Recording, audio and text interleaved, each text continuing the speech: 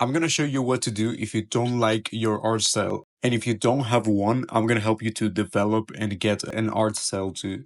So the reason why I'm making this video is because so many people, especially beginner artists, tend to obsess over having an art style too much. Maybe it's because of social media. They see a lot of people with super cool art styles and they think, oh man, I wish I could do this. I wish my style looked as appealing as this other person. So today I'm gonna break down all of those insecurities people have about their art. So I wanted to start by defining what art style really is. Your art style is a combination of all the artists you like. So every single person has a very unique and different art style because we all have our unique personal taste. And I guess this is why a lot of beginner artists are kind of struggling with this concept of, oh, how do I get my art style, whatever. Like the truth is, you just haven't studied enough artists. It really takes years of observation, studying other artists, knowing what style is more appealing to you to develop like your own set of decisions and your own stylistic choices, which in the end, again, are just a combination of a lot of other styles from different people. So, what can you really do? What can you do if you are a beginner, for example, and you don't want to wait a few years to get a nice art style? The only option you have is to study other people. This is literally the best advice I could give you if you're a beginner. Just copy other people's art. So, go on YouTube. Go on Instagram, find an artist you like, maybe go to Pinterest, whatever your favorite social media platform is. Just copy any art style you find easy. And when you see some artwork that you like, just try to do it yourself.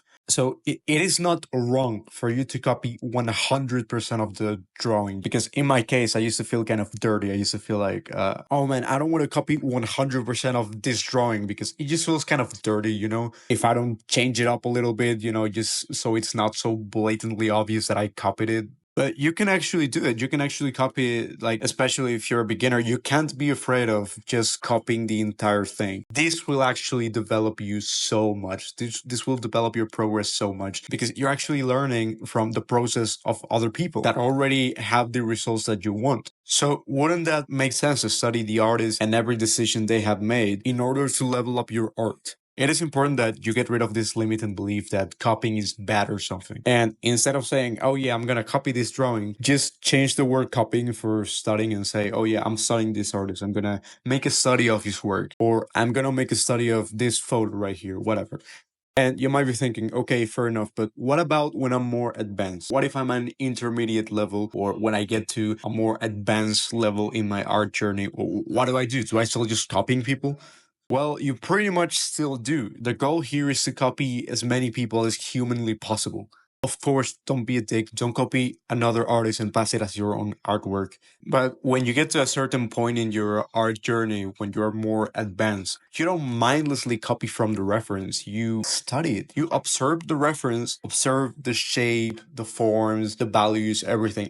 Everything you can get out of the reference. You consciously make the effort to remember all of the decisions, all of the new little knowledge you get from it. That is the real power of studying and observation. And then you get to a point where you don't even have to copy the artist in order to adapt their style. You can just look at it, observe the style, and try to figure out, okay, what is this artist doing different from what I'm doing right now? Are they using a different brush or a different shape language? Whatever. Just think about it in your brain and then try to replicate that or adapt those decisions in your own art.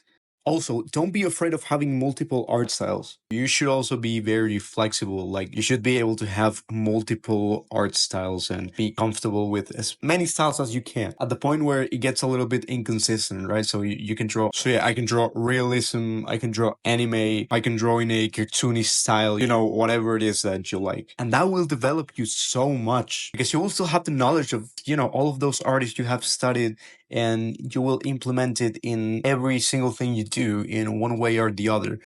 By the way, if you're making art and you feel kind of stuck in your progress, I have a paid program where I teach you the most effective way I know to improve the skill of making art, which is the way I use and the way I'm using. So I literally take you by the hand and I give you a structure you can follow to level up your skills. So if you're interested in that, it's in the first link in the description. You can just check it out if you are interested. Okay, so another thing is your style is determined by the reference you study. So again, it can be an artist, it can be a photo reference, absolutely. For example, I use different painting techniques depending on the photo reference, depending on the lighting, depending on the aesthetic. I would use a different technique. Maybe I will use more painterly brushes, or maybe I would use an airbrush, and that completely changes my style. Again, I believe this is a very good thing to be so flexible with your styles and be so versatile. But of course, it's very important that you learn how to properly study. So I'm going to give you a few tips on how to study the right way or how to copy the right way. And basically everything comes down to observation and your observational skills, how good you are observing and analyzing the reference. And you probably never even thought about this because it's like, oh yeah, I just draw it and that's it. But on top of drawing it, it's more of a matter of analyzing that. Like, for example, if you're drawing clothing, you think, oh yeah, so the folds are coming from this part of the shirt and they're following the form of the arms. So yeah, I'm gonna apply that in my other illustrations. And I'm gonna remember that because I made the conscious decision to analyze it.